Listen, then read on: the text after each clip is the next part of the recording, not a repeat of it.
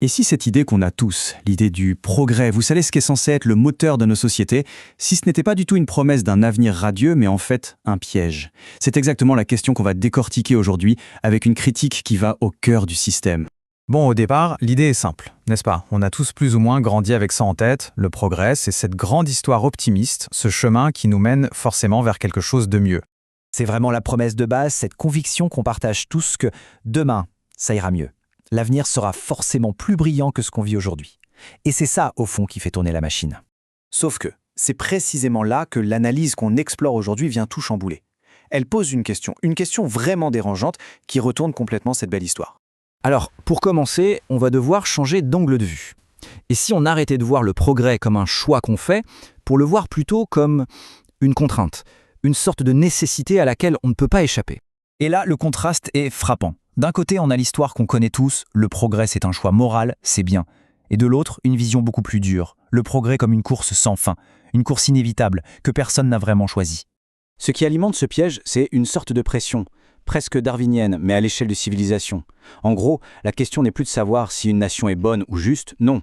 La question, c'est est-elle assez puissante pour survivre? Sinon, elle risque d'être dominée, ou pire, d'être effacée. C'est une logique de survie, et elle est impitoyable.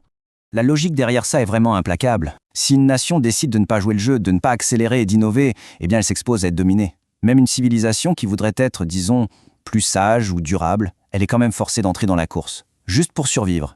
Personne ne peut y échapper. D'accord, mais qu'est-ce qui fait tourner cette machine, concrètement?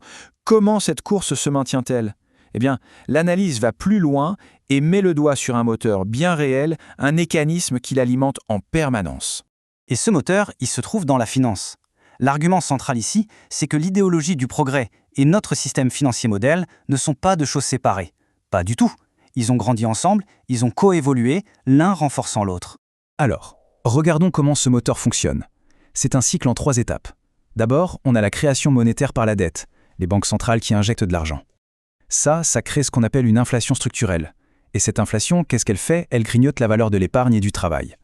Mais, et c'est là que tout se joue, en même temps, elle fait exploser la valeur des actifs, l'immobilier, les actions, etc. Du coup, les conséquences sont assez faciles à voir. Le système a ses gagnants et ses perdants. D'un côté, ceux qui possèdent déjà des actifs voient leur richesse augmenter. Et de l'autre, ceux qui travaillent ou qui essayent d'épargner voient leur pouvoir d'achat fondre comme neige au soleil. Au final, ce qu'on observe, c'est une sorte de transfusion permanente de richesse. La valeur qui est créée par le travail est constamment aspirée, siphonnée vers ceux qui possèdent le capital. Et le point crucial, c'est que ce n'est pas un bug du système, c'est son mode de fonctionnement de base.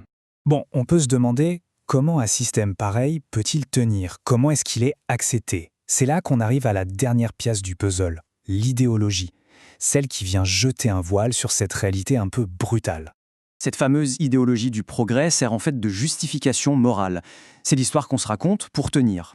Elle dit en substance que toutes les difficultés, toute l'instabilité qu'on vit aujourd'hui, c'est juste un sacrifice nécessaire, le prix à payer pour un avenir meilleur.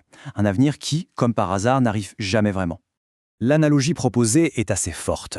Le progrès fonctionnerait un peu comme une religion sans Dieu mais avec ses propres dogmes. Sa divinité, c'est la puissance, la croissance, la compétitivité. Son rituel, c'est l'accélération permanente. Et ses victimes, eh bien, ce sont les gens, les écosystèmes, tout ce qui fait une vie stable. Le rôle principal de cette grande histoire, c'est donc de rendre les choses confuses, de brouiller les pistes. Elle fait en sorte que les vraies causes des problèmes, les causes systémiques, deviennent impossibles à lire clairement. Et ça se voit très bien dans le langage. Par exemple, la misère ou l'exploitation, ça devient une simple période de transition. Les inégalités criantes, c'est un retard dans l'innovation. En fait, on change les mots pour que la douleur soit présentée comme une étape nécessaire, voire même vertueuse. On voit bien comment ça marche. Le progrès, raconté comme ça devient une sorte de narcotique moral. Une drogue qui anesthésie la douleur en l'expliquant, en la justifiant. Ça rend acceptable une situation qui, si on la regardait froidement, serait peut-être tout simplement intolérable. Ok, alors maintenant qu'on a toutes les pièces, essayons de les assembler pour voir l'image d'ensemble, pour vraiment saisir la critique dans sa globalité. Et quand on assemble tout ça, on se rend compte que le problème dépasse la simple politique ou la morale. Il devient systémique, mais aussi thermodynamique et informationnel. C'est-à-dire qu'il est inscrit dans les flux d'énergie et d'information qui structurent notre monde.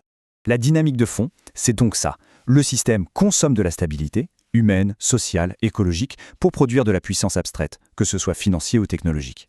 Le souci, c'est que cette puissance n'est plus réinvestie pour entretenir les conditions de la vie. Au final, le système devient complètement aveugle à ce qui lui permet d'exister. Il est en train de scier la branche sur laquelle il est assis. Et on arrive à cette conclusion qui est assez radicale. Le progrès, ce n'est plus une croyance qu'on choisit d'adopter. C'est devenu une contrainte de survie, imposée par un système mondial de compétition qui est devenu aveugle à ses propres conditions de survie. Et c'est peut-être ça le plus terrible dans cette analyse. C'est qu'il ne suffit pas de dire « OK, on arrête le progrès ». Ce n'est pas une option. Pourquoi ? Parce que la contrainte est mondiale. Si un seul pays s'arrête, il risque juste de se faire écraser par les autres. Il n'y a pas de bouton stop facile. Ce qui nous laisse avec une question assez vertigineuse finalement. Si cette grande autoroute du progrès sur laquelle on est tous engagés est en fait un piège, comment est-ce qu'on trouve une autre voie ? Comment imaginer un avenir qui soit vraiment meilleur et pas juste une accélération de la course ? C'est toute la question qui reste en suspens.